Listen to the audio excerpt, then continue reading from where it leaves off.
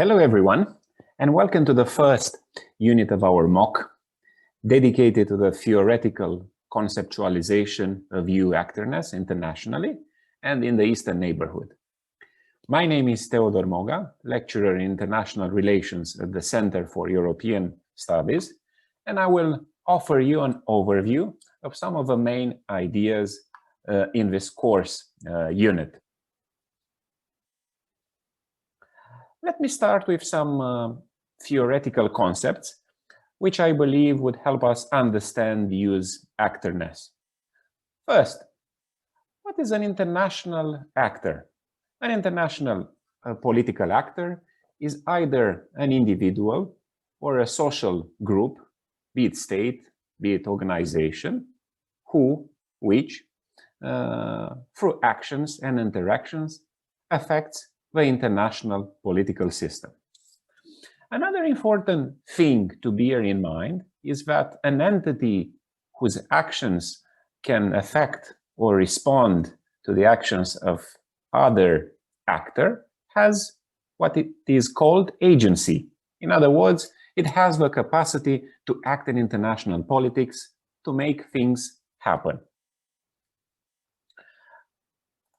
So, this brings us to the concept of actorness, which basically means possessing agency on an international stage. Actorness also measures the degree to which an entity qualifies as an international actor. It is very interesting that in the last couple of years, the concept of actorness has been monopolized by studies on the EU's capacity to project its policies internationally. Now, talking about the EU's role, a couple of important questions arise. How is the European Union perceived externally?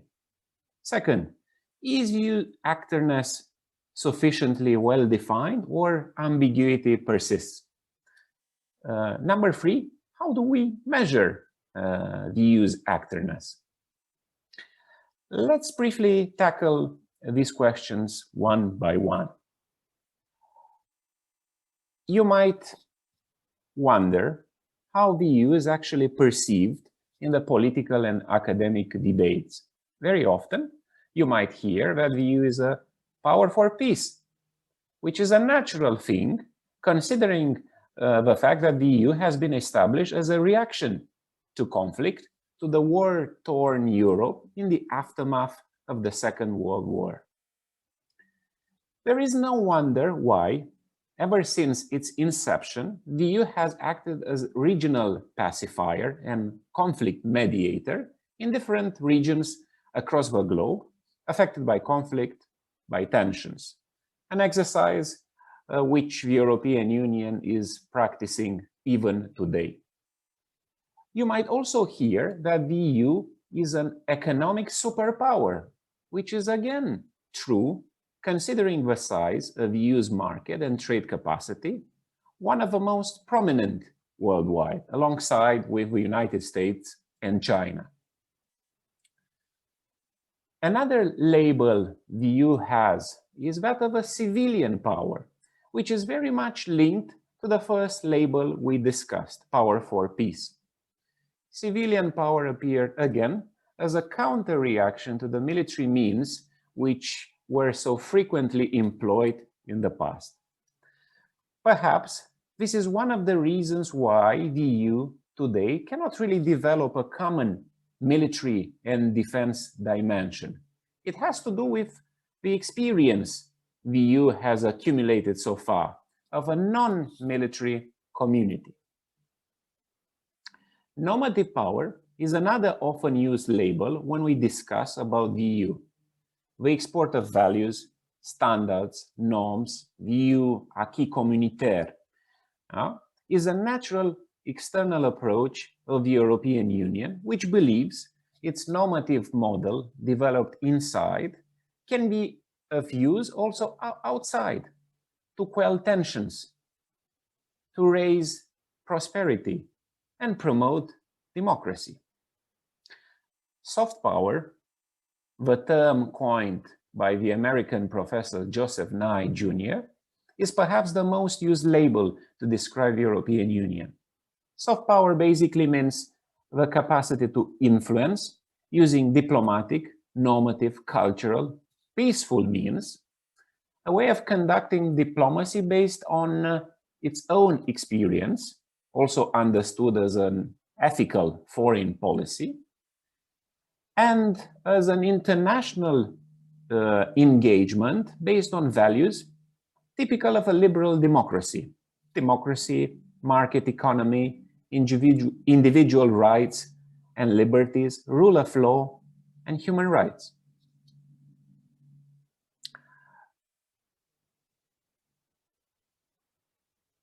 This set of denominations are basically underpinning the EU's global role. Here is a nice graph about the EU's global role, a very complex one, as you can see, which addresses, among others, many issues, including the neighborhood. Now, moving to the second question, is the EU's actorness sufficiently well defined or ambiguity persists? Here I could say that we are opening a Pandora's box, but I will try to be succinct. There is a mixed interpretation with respect to the EU's actorness, and this has to do with the assessment of the EU as an organization.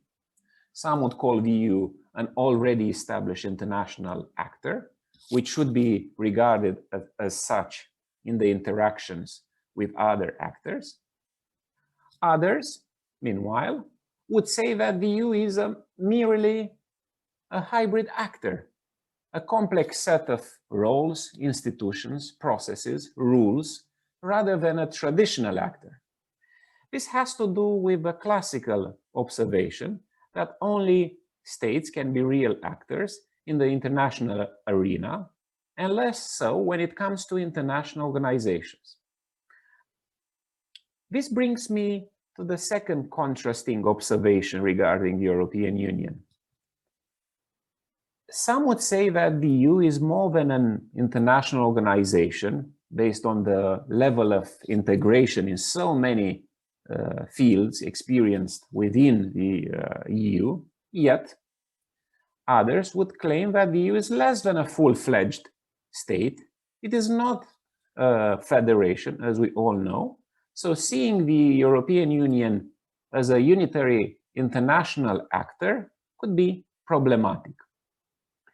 Moreover, considering its normative traits, the EU is nevertheless a conservative actor which likes predictable, stable, clear, rule-based environments.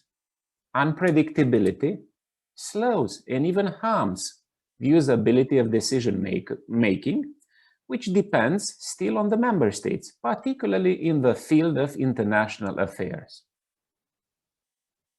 This brings me to our final dichotomic understanding of the European Union, whose ability to solve international matters depends, at the end of the day, on the collective efforts and will of its member states. Otherwise, if the member states do not agree on concerted actions, the EU might reach a state of inertia. This is often described in the literature as a capability expectations gap, since the expectations vis-à-vis the EU to act promptly internationally hinges very much on the capabilities, on the resources provided by the member states. And, as it happens, member states have different understandings of the EU's international role, where and when the EU should act. Okay, talking about the resources, here is briefly how the EU fares. It is obvious that in the diplomatic and economic fields, the EU is a great power. Nevertheless, when it comes to military and security matters, the other components which make up a big power internationally, the EU still lags behind. Why so, you might wonder? Because foreign, security, and defense issues remain basically the quintessential parts of national sovereignty. Thus, member states are still reluctant to relinquish sovereignty over these issues which have to do with the very existence of the state. Furthermore, mobilizing defense resources requires centralized command and control, which justifies strong state authority.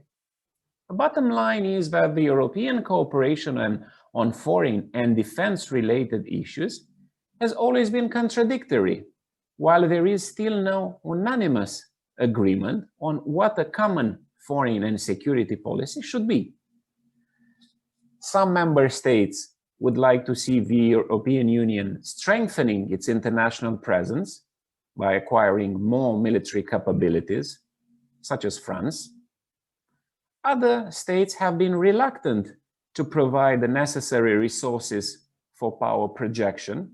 Germany, because of historical reasons, as you well know, while other states are simply too Atlanticists and consider the United States of America and NATO's umbrella as the main guarantors for their defense and security. For instance, the Netherlands, the Baltic states, Poland, and Romania would always prefer, in security and defense-related matters, their special relationship with the United States of America and, to that end, NATO. Now, moving to the third question, how do we measure the EU's capacity to wield actorness? And here again, various experts see the following features as key for effective actorness. There are many, I know. Very brief explanation. What does consistency mean? Consistency is the ability to identify the right foreign policy priorities at the European Union level. Cohesion, on the other hand, means the ability to agree internally upon foreign policy matters. This decision which should be taken between the member states. And it is vital that member states agree, which you imagine would be challenging considering the number of the member states, 27. Coherence. Coherence means the ability to have strategic convergence among the member states and then to ensure procedural efficiency. It is not easy to combine in an efficient way various resources coming from so many member states, in fact. Authority. It is very important to have prestige and reputation at the international stage and your actions to be welcomed by other states and the international community. Then you need to be recognized as such, as a strong international actor, whereby other actors recognize and accept to interact with you, with the European Union. What about presence? Presence means the ability to project power, exert influence externally in a constant manner, and to take part actively in framing the international system.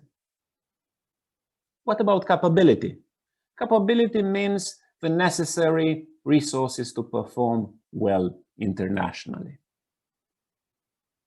So we have quite a list of measurements, and I will leave yourselves to think and assess, according to these features, how the European Union should be perceived and measured.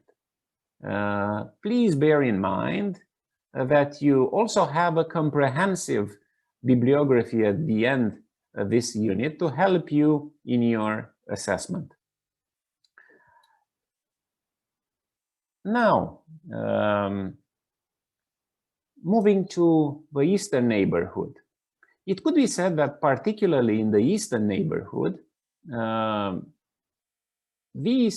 relation with the European Union offers a fair measure of the EU's actorness. If we don't test the EU's actorness in the neighborhood, then where? We might ask. It is obvious that the EU's actorness is felt and largely impacts the neighborhood. However, there are also some limitations. If we look from an outcome-driven perspective, the EU has managed to export its norms, standards, and regulations abroad in the neighboring countries. Yet, this regulatory convergence has been often seen as too technocratic, which has been hard to implement in practice by the post-Soviet states. Similarly, the normative model transferred by the EU to the neighborhood appeared as a top-down exercise, which did not always take into consideration all the challenges on the ground. From a security, stability, maximization perspective, the EU sought to consolidate the stability of the post-Soviet countries by institutional democratic means, by strengthening what it is called good governance, but without being able to offer the neighboring states security assurances. All these have challenged the EU's legitimacy on the ground, since some of the observers perceived the EU rather interest-driven than value-driven. Another challenge has been Russia's counteraction, which saw the EU's presence in the region as a geostrategic threat to its own area of privileged interests, to how Kremlin sees the former Soviet space. In fact, the geopolitical competition between Russia and the European Union over the shared neighborhood is an answer to the intensified actorness of the European Union. Okay, couple of concluding remarks or takeaway from this class.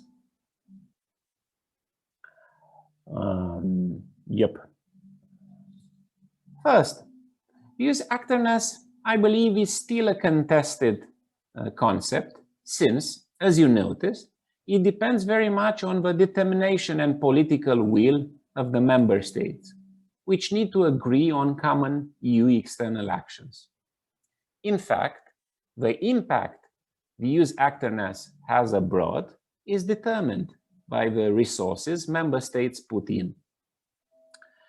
While in the fields of economy, humanitarian aid, member states usually agree to common action, in the military and security matters, common efforts are still limited and are an ongoing matter of debate between the member states. This is very obvious in the Eastern Neighbourhood, where the EU's actorness is not at its full use due to the lack of coherence, internal coherence, vis-à-vis the neighbors, and vis-à-vis the approach to respond to Russia's actions. Okay, this ends our first unit of our MOOC. Thank you very much for your attention. And please consider the bibliography for further insights into the EU's actorness worldwide and in the neighborhood. Until the next unit, wish you all the best. Bye-bye.